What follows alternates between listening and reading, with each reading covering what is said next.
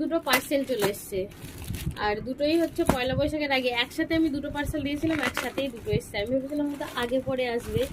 এই ড্রেসটা কিন্তু আমার মানে দেখেই খুব ভালো লাগছে, যেমন আমি ফোনে দেখেছিলাম, আর দুটোই কিন্তু মিশোর থেকে নেওয়া।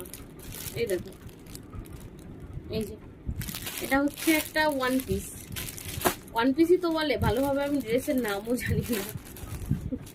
দাঁড়াও খুলে দিচ্ছি।